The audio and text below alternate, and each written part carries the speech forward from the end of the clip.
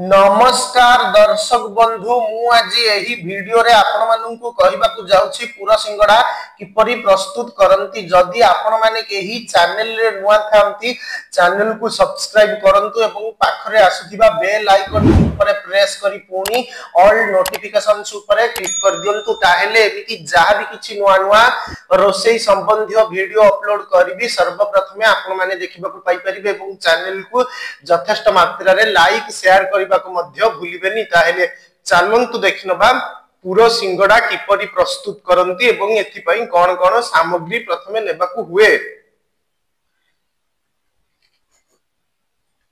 आवश्यक सामग्री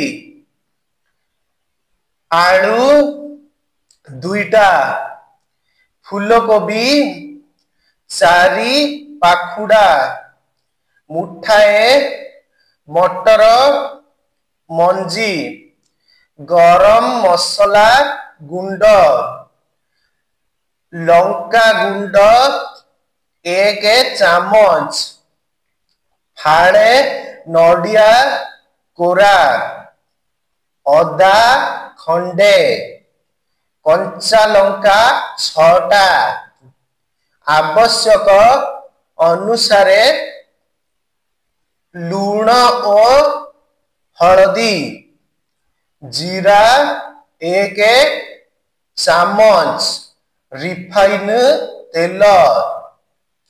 प्रस्तुति प्रणाली आलू को छोट छोट करी काटी कड़ाई रे तेल गरम करी जीरा फुटाई आलू लूण और हलदी पकाई अदा और कंचा लंका कटा देई घोड़ाई आलू सिझी गले ओल्हाई आणंतु। फूलकोबी दुईटा आलू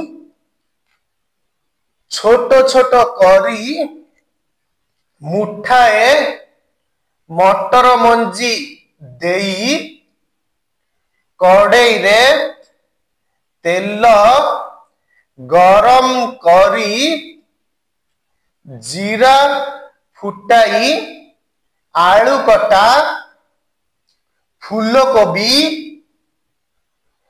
मटर मंजी लूण और हलदी देई घोड़ाई सिझी गले गरम मसला गुंड और लंका गुंड देई ओल्हाई आणंतु। फाड़े नडिया कोरा सेथिरे दुईटा कंचा लंका और अदा लूण देई मिसाई पूरा प्रस्तुत करी सिंगड़ा प्रस्तुत करंतु।